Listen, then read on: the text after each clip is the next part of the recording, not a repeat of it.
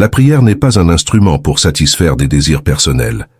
Avez-vous remarqué à quel point tant de prières sont remplies de volontés humaines, comme si Dieu n'était qu'un moyen d'atteindre un but? La prière charnelle est une barrière invisible qui empêche le flux de la vie spirituelle. Tant que vous priez selon vos propres pensées et sentiments, vous restez fermé à la révélation de ce que Dieu veut. Cela signifie que, aussi fervent que soit votre appel, il peut ne faire qu'écho dans le vide de votre propre chair. Vous êtes-vous déjà demandé pourquoi tant de prières restent sans réponse? Avez-vous déjà ressenti le poids du silence de Dieu lorsque vous implorez quelque chose de toute votre âme? La réponse se trouve dans l'origine de la prière. Lorsque la prière naît de la chair, elle ne peut pas produire de fruits spirituels. Lorsqu'elle naît de l'esprit, elle porte le souffle même de Dieu. La prière spirituelle n'est pas un simple désir projeté vers le ciel, mais un alignement profond avec ce qui a déjà été établi dans les lieux célestes. Ce n'est pas un homme qui essaie de convaincre Dieu de quelque chose, mais un homme qui est façonné pour comprendre et exprimer ce qui a déjà été décidé dans l'éternité. Mais comment discerner si votre prière vient de la chair ou de l'esprit? C'est là la grande question. Lorsque la chair s'infiltre, la prière est anxieuse, agitée, pleine d'argumentation et d'urgence. Il y a un sentiment de frustration, une sensation que si Dieu ne répond pas, tout sera perdu. Mais lorsque l'esprit conduit, il y a la paix, même dans la bataille. Il y a la conviction, même dans le silence. Et que faire lorsque l'on se rend compte que la chair domine la prière? Il n'y a qu'un seul chemin, la croix. Tout ce qui appartient à la chair doit être porté à la croix, y compris la prière qui naît de l'ego. Vous devez perdre votre voix pour que la voix de Dieu soit entendue. Vous devez cesser de lutter pour que l'esprit combatte. La prière n'est pas un moyen de manipuler Dieu. L'homme naturel veut prendre les rênes du processus. Il veut conduire Dieu là où il pense que c'est le mieux. Mais Dieu ne suit pas les voies humaines. Vous voyez la tromperie? Le cœur humain est insistant, il désire, il demande, il implore, mais sans réaliser qu'il veut souvent quelque chose qui n'a pas de fondement dans l'esprit. Et Dieu ne se laisse pas émouvoir par l'insistance de la chair. Il se laisse émouvoir par l'alignement de l'esprit. Et pour qu'il y ait alignement, la chair doit être réduite au silence. Avez-vous déjà vu quelqu'un prier avec une grande émotion, avec des larmes et du désespoir, mais sortir du lieu de prière aussi vide qu'il y est entré? L'émotion en soi n'a pas de poids spirituel. Ce qui compte, ce n'est pas l'intensité de la supplication, mais son origine. Si elle naît de l'esprit, même une prière silencieuse a un impact éternel. Si elle naît de la chair, même le cri le plus fort ne dépasse pas le plafond. Mais la chair est astucieuse. Si elle ne peut pas se manifester dans des désirs pécheurs, elle essaiera de s'infiltrer jusque dans la prière. Comme un poison invisible, elle se mélange à ce qui semble spirituel et trompe même ceux qui marchent déjà depuis des années dans la foi. Avez-vous déjà été trompé par votre propre spiritualité? Avez-vous déjà prié avec tant de passion, croyant être dans l'esprit, mais en réalisant ensuite que vous essayez simplement de réaliser votre propre volonté? C'est là le grand danger. La chair déguisée en zèle spirituel. La chair qui se vêt de prière, mais ne cherche pas Dieu, seulement elle-même. La chair qui prie mais ne se rend pas, qui implore mais ne se soumet pas. C'est pourquoi la vraie prière naît de la croix. Elle vient d'un esprit brisé et d'un cœur qui est déjà mort à lui-même. Cette prière n'est pas pressée, elle n'est pas anxieuse, elle n'a pas de désespoir humain. Elle est forte, non pas parce qu'elle est forte ou émotionnelle, mais parce qu'elle est chargée de l'autorité de Dieu. La chair peut même essayer d'imiter cette prière, mais elle ne peut pas la soutenir, parce que la prière spirituelle ne vient pas de l'esprit, mais de la révélation. Et lorsque vous priez dans l'esprit, il n'y a pas de doute, il n'y a pas de peur. Vous ne priez pas en espérant voir pour croire. Vous priez parce que vous avez déjà vu dans l'esprit. C'est cette prière qui déplace les montagnes. Pas celle qui crie et insiste, mais celle qui naît du cœur de Dieu et trouve un esprit qui accepte d'être un canal. Mais il y a un problème. Beaucoup veulent cette prière sans le prix de la croix. Ils veulent le pouvoir sans la mort. Ils veulent l'autorité sans le brisement. Mais Dieu ne donne pas sa voix à ceux qui veulent encore parler pour eux-mêmes. Si vous voulez prier avec efficacité, vous devez d'abord apprendre à mourir. Tant que votre prière sera contaminée par votre propre volonté, elle sera un poids sans effet dans le monde spirituel. Mais lorsque votre prière sera le fruit d'une vie rendue, elle portera en elle le souffle même de Dieu. Maintenant demandez-vous, d'où naît votre prière? De l'esprit ou de la chair? Si c'est de la chair, elle doit mourir. Si c'est de l'esprit, elle a déjà vaincu avant même d'être prononcée. Ceci n'est qu'un extrait initial. Ce type d'écriture nécessite du temps et de l'immersion pour maintenir la profondeur sur 35 000 mots. Souhaitez-vous que je continue à développer à partir de là? Écrivez dans les commentaires « Jésus, j'ai confiance en toi » si vous croyez qu'il est la réponse à tous vos doutes. Voici un sermon dans le style de Watchman Nee, avec environ 3500 mots, explorant la prière spirituelle et le conflit entre la chair et l'esprit. La prière, lorsqu'elle est charnelle, n'est qu'un écho des désirs humains. Avez-vous déjà ressenti la frustration de crier à Dieu et de ne pas entendre de réponse? Avez-vous déjà expérimenté la sensation que vos paroles se perdent dans le vide? Cela se produit parce que de nombreuses prières n'ont pas de racines dans l'esprit mais dans l'âme. Et l'âme, en elle-même, n'a pas de pouvoir dans le royaume de Dieu. L'erreur commence lorsque la prière devient un moyen d'atteindre des objectifs personnels. L'homme naturel désire contrôler sa vie, diriger son histoire, façonner son avenir, et il prie ensuite pour que Dieu suive sa volonté. Mais Dieu ne se laisse pas émouvoir par la volonté de l'homme. Il n'est pas conduit, il conduit. La vraie prière naît de la révélation, pas du besoin humain. L'esprit de l'homme, lorsqu'il est aligné avec l'esprit de Dieu, reçoit des instructions sur la façon de prier. Mais la plupart ne veulent pas cela. Ils veulent seulement que leurs requêtes soient satisfaites, que leurs problèmes soient résolus. Ils veulent utiliser la prière comme une clé pour déverrouiller des portes qu'ils ne devraient même pas essayer d'ouvrir.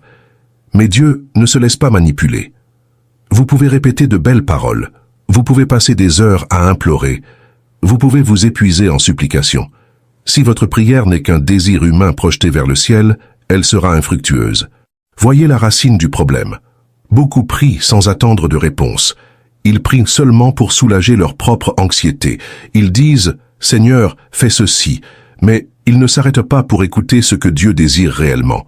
S'ils écoutaient, peut-être réaliseraient-ils que ce qu'ils demandent n'a pas sa place dans le dessein éternel. La chair est pressée.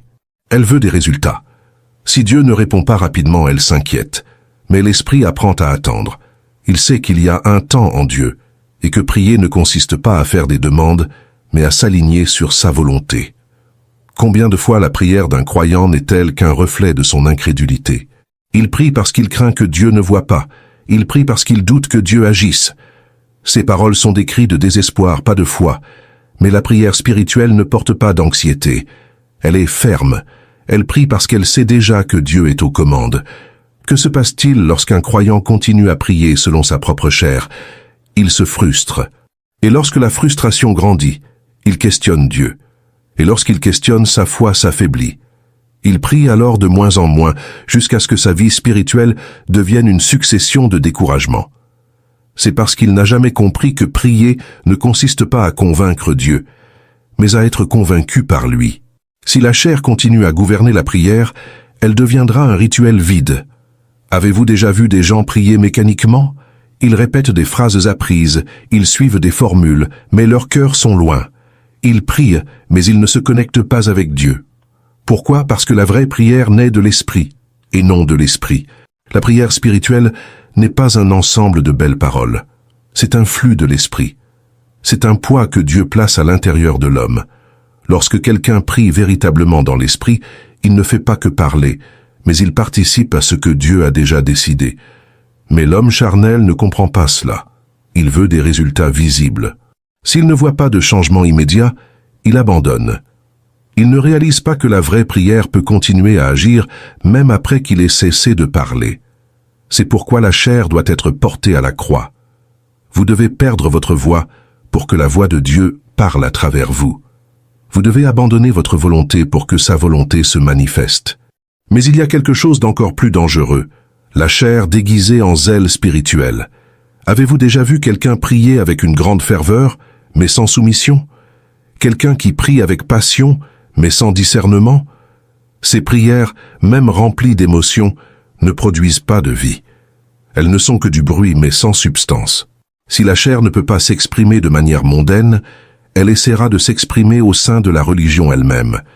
Elle utilisera la prière, elle utilisera la dévotion, elle utilisera la passion, mais tout continuera à n'être que chair. Et Dieu rejette cela. Ils n'acceptent pas ce qui naît de la volonté humaine. Ils ne se laissent pas émouvoir parce que quelqu'un insiste, mais parce que quelqu'un s'aligne. Avez-vous déjà remarqué que Jésus n'a jamais prié de manière anxieuse? Il ne criait pas de désespoir.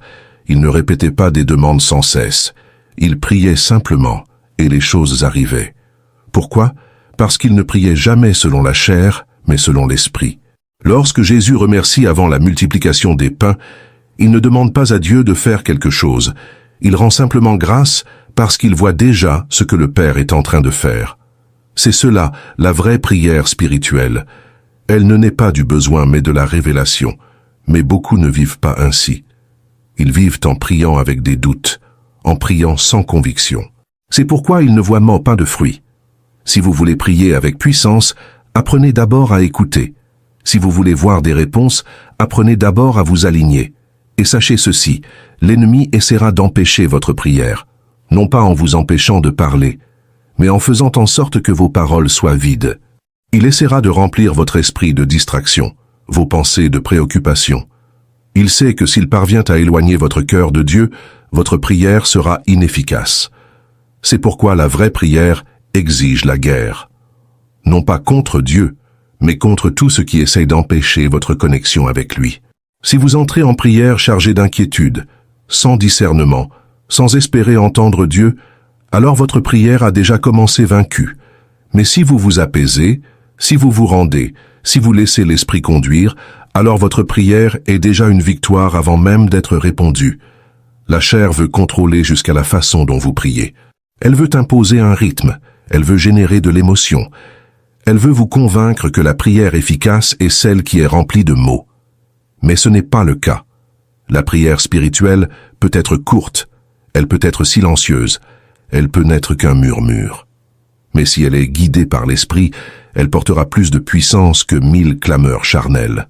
L'homme naturel essaie de mesurer l'efficacité de la prière par le temps et l'intensité. Mais Dieu mesure par l'origine. Une seule phrase dite dans l'esprit vaut plus que des heures de répétition vide. Maintenant, examinez votre vie de prière. Priez-vous selon la chair ou selon l'esprit?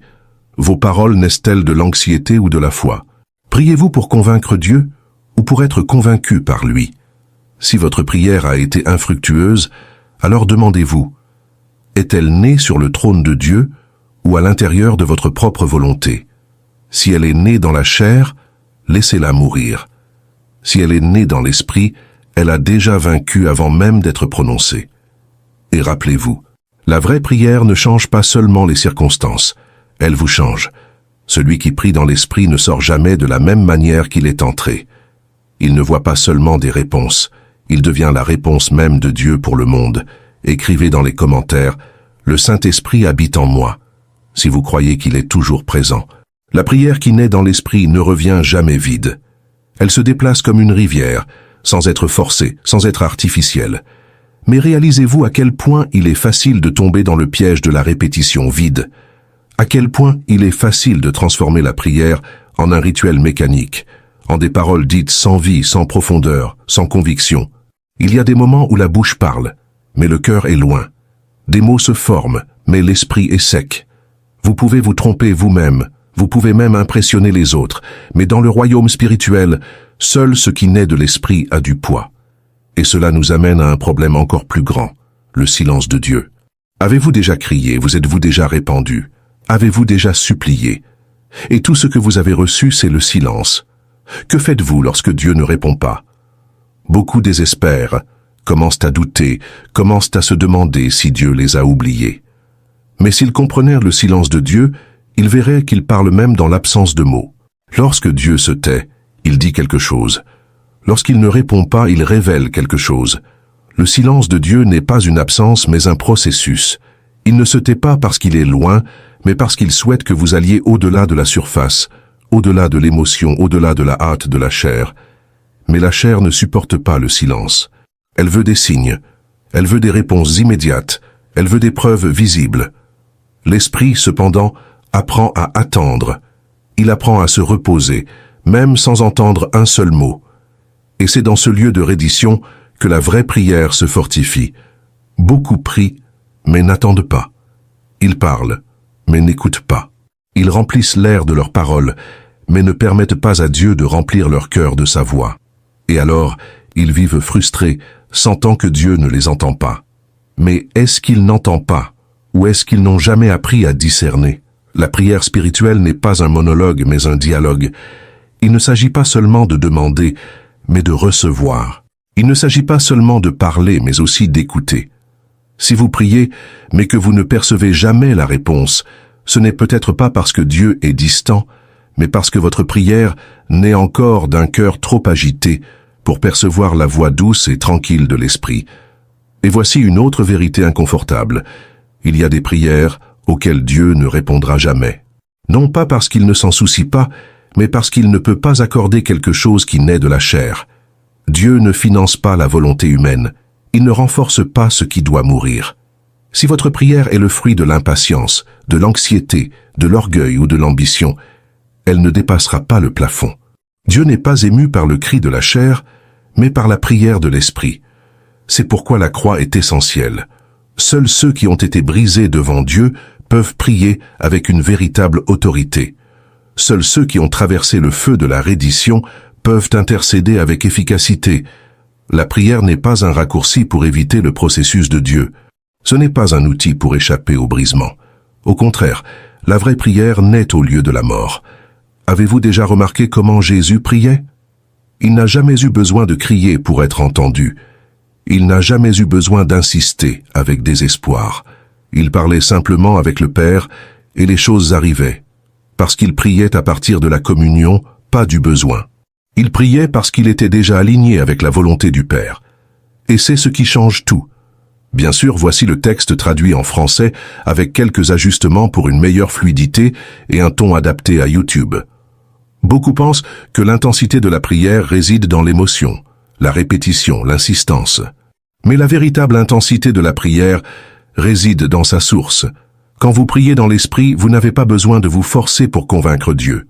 Vous n'avez pas besoin de vous battre avec lui pour obtenir des réponses. Vous vous alignez simplement sur ce qui est déjà accompli dans les cieux. Et c'est cette prière que l'ennemi redoute. Le diable ne craint pas les mots, ne craint pas le volume, ne craint pas les longues veillées si elles sont vides. Mais il craint un homme ou une femme qui prie dans l'esprit, car cette prière ne peut être arrêtée. Elle ne peut être bloquée. Elle ne peut être combattue. Mais que faire quand vous réalisez que votre prière est encore charnelle? Comment transformer des mots vides en prières véritables? Il n'y a qu'un seul chemin, l'abandon. Il n'y a pas de raccourci. Vous devez être prêt à perdre votre propre voix pour que la voix de Dieu parle à travers vous. Vous devez être prêt à renoncer à ce que vous voulez, pour que sa volonté soit faite. Et cela exige quelque chose que peu veulent, mourir à soi-même. La plupart veulent prier et encore garder le contrôle. Ils veulent intercéder mais sans se vider. Ils veulent supplier mais sans se rendre complètement. Mais Dieu ne partage pas sa gloire avec la chair. Il ne donne pas l'autorité à ceux qui veulent encore retenir le pouvoir. C'est pourquoi tant de personnes prient et rien ne se passe. Parce qu'elles n'ont pas compris que la prière efficace ne vient pas de celui qui sait bien parler, mais de celui qui est déjà mort à sa propre volonté. Et quand vous apprenez cela, votre prière change. Pas parce que vous criez plus fort, pas parce que vos mots sont plus éloquents, mais parce qu'ils portent un poids spirituel. Parce que maintenant ils ne sont plus les vôtres, mais ceux de l'Esprit lui-même. Cette prière déplace les cieux. Cette prière abat les forteresses. Cette prière fait trembler l'enfer. Parce qu'elle ne vient pas d'un cœur anxieux, mais d'un esprit soumis. Maintenant, regardez à l'intérieur de vous. Qu'est-ce qui a dominé votre prière? Votre volonté ou celle de Dieu? Votre besoin ou le dessein éternel? Votre impatience ou la paix de l'esprit? Si votre prière a été inefficace, c'est peut-être parce qu'il y a encore trop de vous en elle, parce qu'il y a encore des voix humaines qui rivalisent avec la voix de Dieu, et il n'y a qu'un seul chemin pour changer cela, la croix. La prière véritable naît de l'autel du sacrifice. S'il n'y a pas de mort, il n'y a pas de vie. S'il n'y a pas d'abandon, il n'y a pas de réponse. Vous voulez prier avec puissance. Alors apprenez à vous taire devant Dieu avant de parler. Apprenez à attendre avant d'agir. Apprenez à mourir avant de vouloir vivre. La chair veut la précipitation, elle veut des résultats, mais l'esprit enseigne à se reposer. Il enseigne à faire confiance. Il enseigne que la véritable prière n'est pas une recherche anxieuse, mais une réponse à ce que Dieu a déjà établi. Et c'est cela qui change tout. Quand votre prière ne naît pas de votre volonté, mais de sa volonté, alors elle ne sera plus jamais la même. L'homme naturel lutte, insiste, argumente. Mais l'homme spirituel prie et se repose. Il prie et se réjouit. Il prie et avance parce qu'il sait que ce qui a été dit dans l'esprit est déjà scellé dans les cieux. Maintenant, demandez-vous, priez-vous comme un homme naturel ou comme un homme spirituel? Vos mots sont-ils des semences de vie ou seulement des échos de votre propre volonté? Si votre prière a été vide, il n'y a qu'un seul chemin. Retournez à l'autel.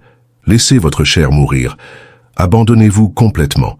Parce que quand la chair se tait, l'esprit parle. Écrivez dans les commentaires, « Dieu guérit mes blessures. Si vous croyez qu'il guérit le corps, l'esprit et l'âme. » La chair ne veut pas mourir, elle résiste, crie, exige d'être entendue. Vous sentez cela quand vous essayez de prier et que votre esprit se remplit de soucis, quand vous essayez de vous calmer et que votre âme s'agite. La chair est agitée parce qu'elle ne sait pas faire confiance. Elle veut des réponses immédiates, elle veut le contrôle, elle veut tout comprendre avant de faire un pas. Mais Dieu ne se révèle pas à la chair, il parle à l'esprit. Et l'esprit n'a pas besoin de voir pour croire, il n'a pas besoin de preuves, il n'a pas besoin de sécurité. Il se repose simplement sur la fidélité de Dieu. Quand la prière naît de l'esprit, il y a une certitude inexplicable. Le temps cesse d'être un facteur d'angoisse, l'attente ne génère pas d'anxiété, le silence de Dieu n'est pas un motif de désespoir. Parce que la prière spirituelle ne cherche pas de signes extérieurs, mais découle de la révélation intérieure. Mais qui peut prier ainsi? Qui peut se détacher autant de soi-même au point de prier sans chercher sa propre volonté? Qui peut renoncer au désir de voir tout résolu immédiatement? Seulement ceux qui sont passés par la croix. Seulement ceux qui ont permis que la chair soit réduite à néant. Si vous priez encore en essayant de convaincre Dieu de faire ce que vous voulez, si vous insistez encore en présentant des arguments et des raisons comme si vous deviez persuader le Très-Haut, alors votre prière n'est pas encore spirituelle. La prière véritable n'est pas une négociation, ce n'est pas une tentative de plier Dieu à votre volonté, elle est un flux de ce qui a déjà été établi dans les cieux. Et quand vous priez ainsi, il n'y a pas de peur. La peur n'existe que là où il y a doute.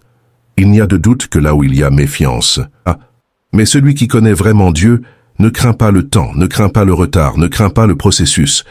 Il sait que la réponse de Dieu ne vient pas quand l'homme le veut, mais quand le temps est accompli.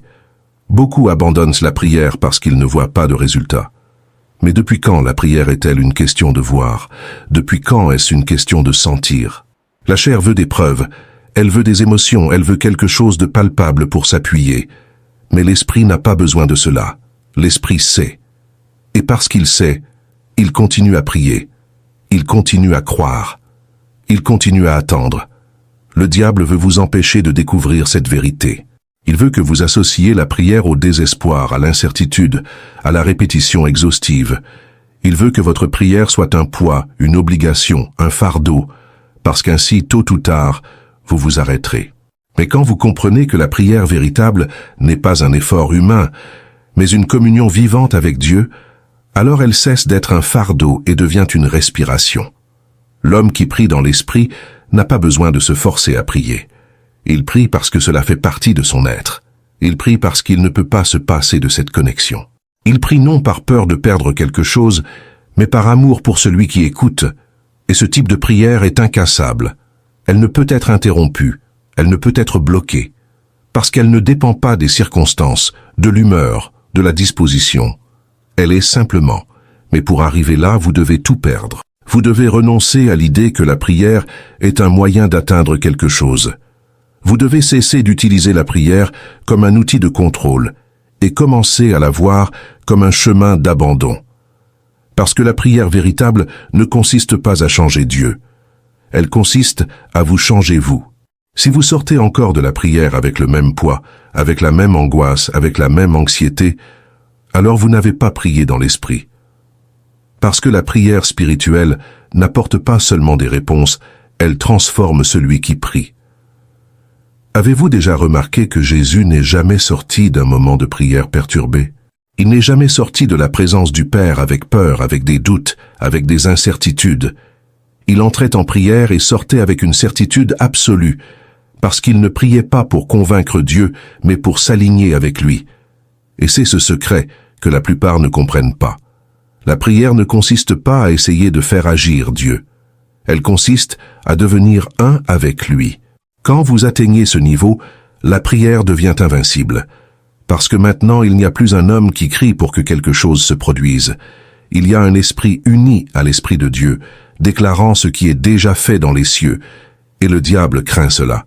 Il ne craint pas une prière anxieuse, une prière remplie de mots, remplie d'émotions. Il craint une prière qui naît de la communion véritable, une prière qui porte le poids de la volonté divine. Vous comprenez maintenant pourquoi tant de personnes prient et ne voient pas de changement. Parce que leurs prières sont encore terrestres. Elles naissent de la peur, du besoin, de la chair. Mais la prière qui déplace le ciel ne naît pas du besoin, elle naît de l'éternité. Et pour arriver à cet endroit, vous devez perdre l'attachement à tout ce qui fait encore prier votre chair. Vous devez être prêt à prier même s'il n'y a pas de réponse visible. Vous devez être prêt à continuer, même quand Dieu se tait. Parce que c'est là que vous découvrez que le silence de Dieu n'est pas un rejet, c'est une maturation. Si vous ne priez que quand vous sentez quelque chose, si vous ne priez que quand vous voyez des résultats, alors votre prière est encore infantile. Mais si vous priez parce que vous savez que Dieu est fidèle, si vous priez parce que vous avez déjà la conviction avant même de voir, alors votre prière ne peut plus être bloquée. Et c'est l'endroit où peu arrivent. Parce que peu sont prêts à mourir à eux-mêmes. Mais si vous décidez d'entrer par ce chemin, alors rien ne pourra vous arrêter. Ni le temps, ni l'attente, ni le silence. Parce que maintenant, votre prière ne vient pas d'un cœur anxieux, mais d'un esprit soumis. Écrivez dans les commentaires « Dieu guide mon cœur » si vous croyez qu'il oriente vos sentiments et vos décisions. La chair veut comprendre avant d'obéir, elle veut voir avant de croire, elle veut sentir avant de faire confiance. Mais Dieu n'est pas découvert par la chair, il se révèle à l'esprit, et c'est pourquoi tant de personnes luttent avec la prière. Elles veulent des réponses avant l'abandon, elles veulent des garanties avant la soumission, elles veulent des preuves avant la foi. Mais l'esprit n'a pas besoin de ces choses. L'esprit sait. Avez-vous déjà remarqué comment l'anxiété domine ceux qui n'ont pas appris à se reposer dans la prière? Ils prient et sortent déjà à la recherche de signes. Ils vérifient si quelque chose a changé. Ils essaient d'interpréter chaque détail, comme si Dieu devait se dépêcher pour rassurer leurs doutes. Mais la prière véritable ne naît pas de l'insécurité.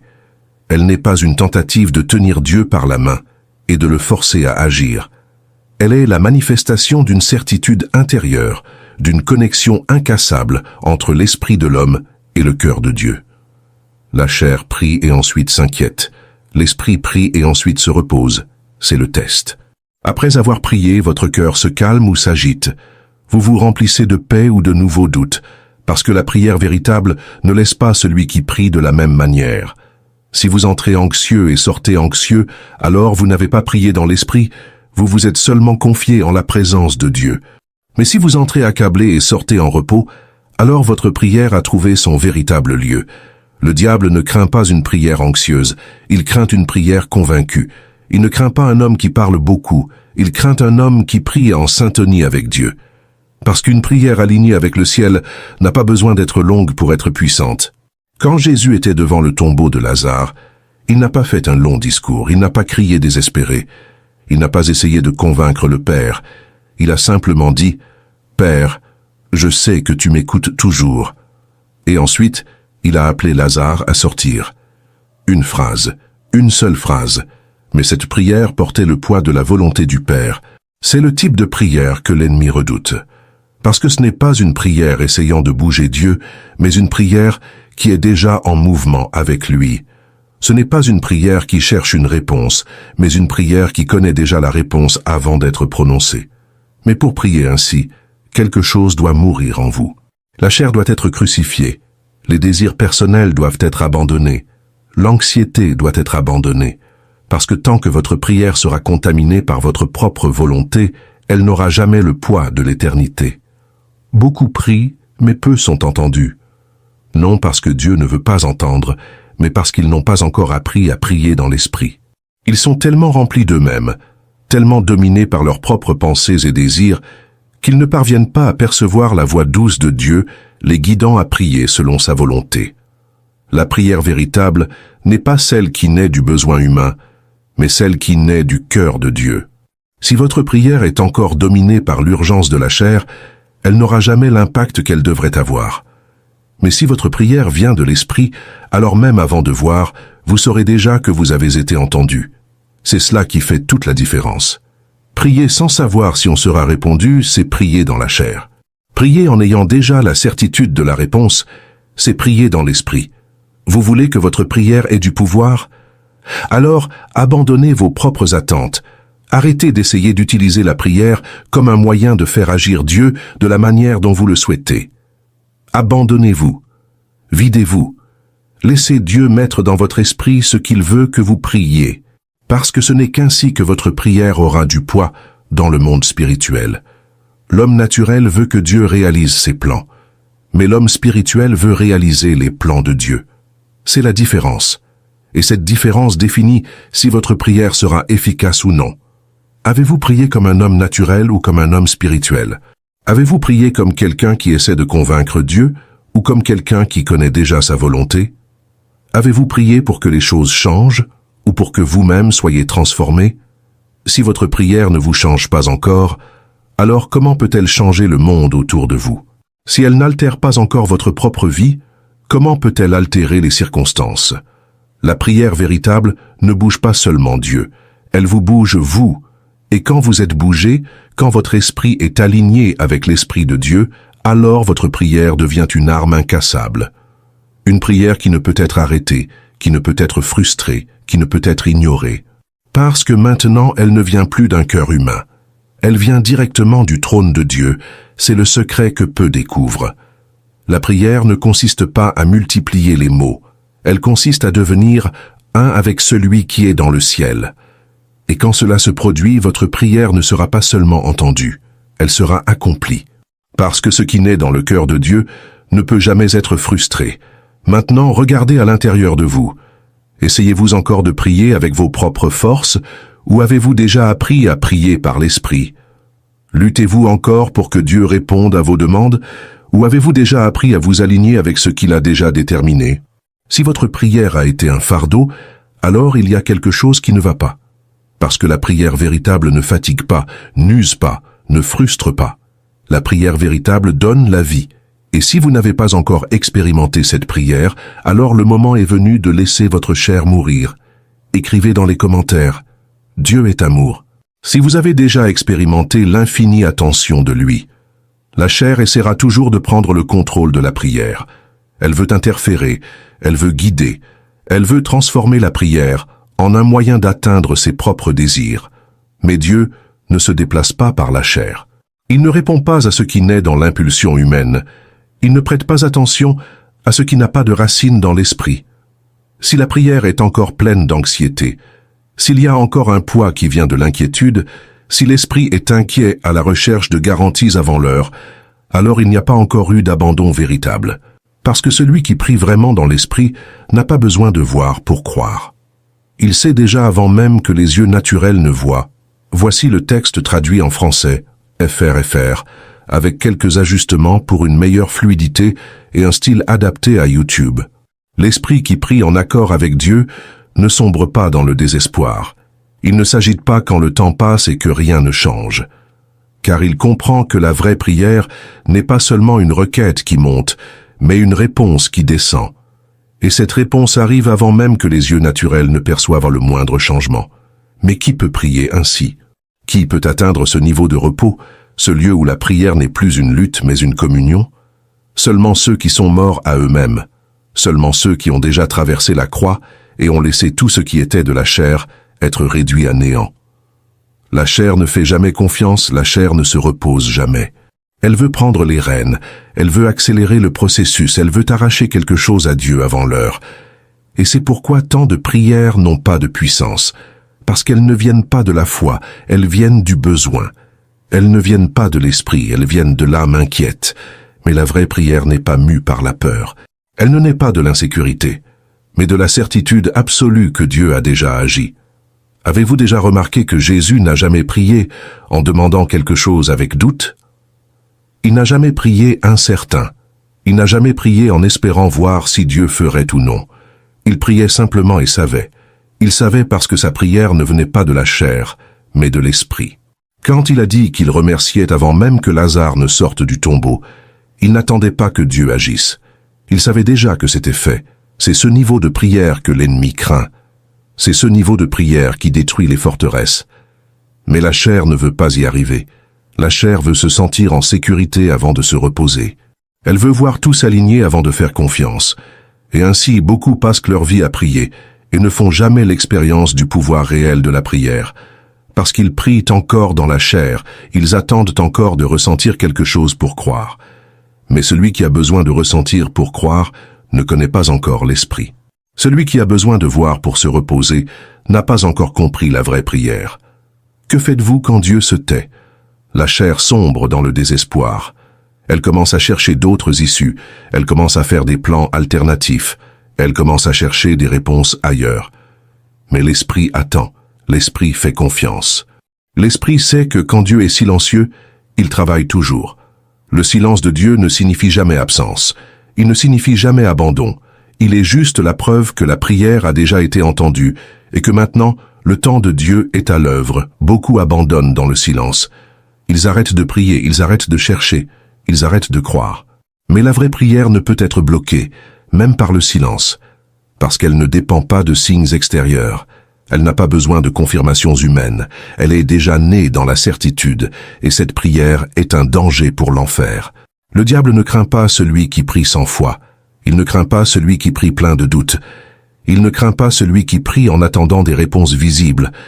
Mais il craint celui qui prie en sachant qu'il a déjà vaincu avant même de voir. Parce que celui-là ne peut pas être arrêté. Il ne peut pas être dévié. Il ne peut pas être convaincu du contraire. Il ne peut pas être ébranlé par les circonstances. Si votre prière change encore en fonction des circonstances, alors elle est encore dans la chair. Mais si votre prière reste ferme, si elle continue inébranlable même quand tout autour dit le contraire, alors elle est déjà entrée dans la dimension de l'esprit. La chair veut que vous abandonniez. Elle veut que vous regardiez le temps. Elle veut que vous regardiez les difficultés. Elle veut que vous regardiez les signes au lieu de regarder Dieu. Mais celui qui a appris à prier dans l'esprit n'est pas mu par tout cela. Il continue. Il demeure. Il suit, non pas parce qu'il voit, mais parce qu'il sait. Et c'est ce que l'ennemi craint le plus. Un homme ou une femme qui prie sans hésiter, qui prie sans reculer, qui prie sans se laisser emporter par ce qu'il ressent ou par ce qu'il voit. Parce que ce type de prière est imparable. Maintenant, regardez à l'intérieur de vous. Qu'est-ce qui gouverne votre vie de prière? L'esprit ou la chair? Avez-vous prié comme quelqu'un qui sait déjà ou comme quelqu'un qui attend encore de voir? Avez-vous prié avec une confiance absolue ou avec des incertitudes cachées? Si votre prière est encore pleine de doutes, alors il y a encore beaucoup de la chair en elle. Mais si elle porte déjà la certitude avant même que le miracle ne se produise, alors vous vivez déjà la vraie prière. Et quand vous priez ainsi, tout change. Pas seulement autour de vous, mais à l'intérieur de vous. Parce que la vraie prière n'est pas seulement un instrument pour changer les circonstances. Elle transforme celui qui prie. Elle change sa vision, elle change son cœur, elle change sa façon de vivre. La chair ne se soumet jamais facilement. Elle lutte, elle résiste, elle essaie de s'infiltrer même dans ce qui semble le plus spirituel. Et c'est pourquoi beaucoup vivent une vie de prière épuisante, pleine de répétitions et de frustration. Ils prient, mais sans vie. Ils prient, mais sans réponse. Ils prient, mais sans repos. Parce que leurs prières ne viennent pas de l'esprit, mais du désir de contrôler, de garantir, de faire arriver. Mais l'homme qui prie dans l'esprit ne ressent pas ce poids. Il n'a pas besoin de s'efforcer de convaincre Dieu, parce que sa prière naît déjà du propre cœur de Dieu. Il ne prie pas en espérant voir s'il sera entendu. Il prie parce qu'il sait déjà qu'il a été entendu avant même de parler. Quand le Saint-Esprit nous enseigne à prier, il nous emmène au-delà des mots. Souvent, la vraie prière n'est pas un appel audible, mais un poids silencieux dans l'âme, un fardeau profond qui ne peut être exprimé en phrases humaines. Il y a des moments où l'Esprit prie en nous avec des gémissements inexprimables, Des moments où tout ce que nous pouvons faire est de rester silencieux dans la présence de Dieu, sans un seul mot, mais complètement immergés dans la certitude que quelque chose est en train d'être accompli dans le monde spirituel. C'est cette prière qui brise les barrières. C'est cette prière qui ébranle le ciel et déstabilise l'enfer. Le diable veut vous empêcher de prier ainsi. Il ne craint pas les nombreux mots, il ne craint pas l'éloquence, il ne craint pas la ferveur émotionnelle. Mais il craint l'homme qui a appris à se calmer pour écouter l'esprit. Il craint celui qui a cessé de prier avec l'esprit et a commencé à prier avec l'esprit. Il craint celui qui prie non pas basé sur ce qu'il ressent, mais basé sur ce que Dieu a déjà révélé. La prière spirituelle n'est pas une réaction à ce qui se passe autour. Elle est un reflet de ce qui a déjà été établi dans les cieux. C'est pourquoi celui qui prie dans l'esprit n'est jamais pris au dépourvu. Il a déjà vu avant que cela n'arrive. Il a déjà reçu avant que cela ne se manifeste. Il s'est déjà reposé avant que les yeux naturels ne voient. Mais la chair veut interférer, elle veut douter, elle veut chercher des preuves. La chair veut que vous priez et, tout de suite après, que vous commenciez à vous demander si vous avez vraiment été entendu. Elle veut que vous sortiez de la prière avec les mêmes préoccupations qu'en y entrant. Elle veut que vous dépendiez de vos sentiments et non de la certitude de l'esprit. Mais celui qui a appris la vraie prière n'est plus gouverné par la chair. Il peut ne rien ressentir, il peut ne rien voir, il peut ne rien entendre, mais il sait. Et savoir, c'est ce qui change tout. Savoir, c'est ce qui donne du pouvoir à la prière. Parce que quand vous priez en sachant, il n'y a plus de place pour la peur, pour l'insécurité, pour le doute. La foi devient inébranlable, non pas parce que vous avez insisté, non pas parce que vous avez lutté, mais parce que vous avez été convaincu par l'Esprit de Dieu. C'est cette prière qui apporte l'autorité. C'est cette prière qui fait taire l'enfer. Quand un homme prie avec cette certitude, sa prière ne peut pas être bloquée. Le diable peut essayer de retarder, il peut essayer de résister, mais il ne peut pas empêcher ce qui a déjà été déterminé par Dieu. Mais il y a un prix à payer pour ce type de prière. Le prix, c'est la mort du moi. Le prix, c'est renoncer au contrôle. C'est laisser de côté ses propres désirs. C'est arrêter d'essayer de faire en sorte que Dieu s'intègre à des plans humains. Parce que tant que la prière sera un outil pour garantir sa propre volonté, elle n'aura jamais de pouvoir réel. Mais quand la prière devient un canal pour que la volonté de Dieu s'accomplisse, alors elle devient irrésistible. L'esprit doit être libre pour prier de cette façon. Mais la chair veut étouffer l'esprit. Elle veut que vous priez seulement quand vous en avez envie. Elle veut que vous dépendiez de stimuli externes. Elle veut que vous réduisiez la prière à une coutume, à un rituel. Mais l'esprit qui a été libéré par la croix n'a besoin de rien de tout cela. Il prie non pas parce qu'il ressent, mais parce qu'il vit dans la réalité de la présence de Dieu. Avez-vous déjà remarqué comment Jésus priait? Il n'avait pas besoin d'un environnement parfait, il n'avait pas besoin de musique de fond, il n'avait pas besoin de mots préparés. Il parlait simplement avec le Père, avec une simplicité qui ne peut venir que de quelqu'un qui a déjà vécu la totalité du don de soi. Il ne priait pas comme quelqu'un qui demande, mais comme quelqu'un qui déclare. Il n'essayait pas de convaincre Dieu de faire quelque chose. Il se mouvait simplement avec ce que le Père faisait déjà. C'est l'endroit où peu arrivent. Parce que peu sont disposés à renoncer au besoin de ressentir. Peu sont disposés à prier sans voir, sans entendre, sans toucher. Peu arrivent à se reposer dans la prière au lieu de la transformer en un effort épuisant. Mais ceux qui apprennent ce secret vivent une vie où la prière est aussi naturelle que respirer. Et c'est le véritable but de la prière. Ce n'est pas quelque chose que nous faisons quand nous avons besoin. Ce n'est pas un moment isolé dans la journée, ce n'est pas une pratique réservée aux urgences. La prière est une vie. Elle est une communion continue, un état d'esprit, un flux incessant entre vous et Dieu. La chair prie quand elle est en difficulté. L'esprit prie en tout temps. La chair prie parce qu'elle a besoin de quelque chose. L'esprit prie parce qu'il ne peut pas vivre loin de la présence de Dieu. La chair prie et s'inquiète. L'esprit prie et se repose. Maintenant, demandez-vous, comment est votre vie de prière? Priez-vous comme quelqu'un qui sait déjà ou comme quelqu'un qui attend encore de voir? Votre prière vient-elle de la certitude ou du doute? Entrez-vous dans la présence de Dieu pour le convaincre ou pour être transformé par lui?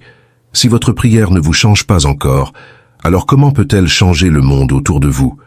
Si elle ne transforme pas encore votre façon de vivre, comment peut-elle transformer votre réalité? La vraie prière n'est pas seulement un instrument pour faire bouger Dieu, elle est un instrument pour vous faire bouger. Et quand vous êtes mu, quand votre prière n'est plus un effort mais un flux, alors elle devient imparable. Parce que maintenant, elle ne vient plus de votre besoin, mais du cœur de Dieu. Maintenant, elle n'est plus une recherche anxieuse, mais une certitude inébranlable. Maintenant, elle n'est plus un appel désespéré, mais une voix qui déclare ce qui est déjà fait. C'est le secret de la prière qui vainque. La prière qui ne dépend pas de ce que vous ressentez, de la façon dont les circonstances sont, de combien de temps a passé. La prière qui demeure, qui continue, qui reste ferme même quand tout semble le contraire. Et cette prière ne peut pas être résistée, parce que maintenant elle n'est plus vôtre. Elle est la voix de Dieu qui parle à travers vous. Elle porte l'autorité du ciel, elle porte la réalité de l'éternité, elle porte le pouvoir qui ne peut pas être frustré.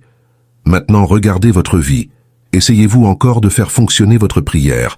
Luttez-vous encore pour voir des réponses? Mesurez-vous encore votre foi par ce que vous ressentez ou par ce que vous voyez? Si oui, alors le temps est venu de laisser mourir votre chair. Parce que seulement quand la chair meurt, l'esprit peut prier librement. Seulement quand vous renoncez au contrôle, Dieu peut agir complètement. Seulement quand vous arrêtez d'essayer de manipuler la prière, elle devient vraiment efficace. La prière ne consiste pas à changer Dieu. Il s'agit de vous changer. Il ne s'agit pas de convaincre le ciel d'agir. Il s'agit d'aligner votre vie sur ce qui est déjà fait dans le ciel. Et quand cet alignement se produit, rien ne peut empêcher. Celui qui a appris à prier ainsi n'a plus besoin de s'efforcer. Il n'a plus besoin de lutter pour que ses paroles aient un effet, parce que sa prière porte déjà en elle le poids de l'éternité. Et quand il prie, les choses arrivent, non pas parce qu'il a crié plus fort, non pas parce qu'il a insisté plus longtemps, mais parce que sa prière ne venait plus de lui-même. Elle venait directement du trône de Dieu. Partagez cette vidéo bénie, afin qu'elle puisse toucher et aider d'autres personnes comme vous et moi. Vous souhaitez approfondir encore davantage votre foi et votre prière? Téléchargez notre e-book exclusif sur la façon de renforcer votre spiritualité de nos jours. Le lien se trouve dans les commentaires ci-dessous. N'oubliez pas de cliquer sur le bouton s'abonner si vous ne l'avez pas encore fait. Merci beaucoup du fond du cœur de faire partie de notre communauté de foi. Si vous souhaitez soutenir un peu plus notre chaîne, envisagez de devenir membre de notre chaîne. Je vous laisse ici 2 autres vidéos pour que vous puissiez continuer votre cheminement spirituel et votre croissance dans la foi. Merci et que Dieu vous bénisse tous. À bientôt.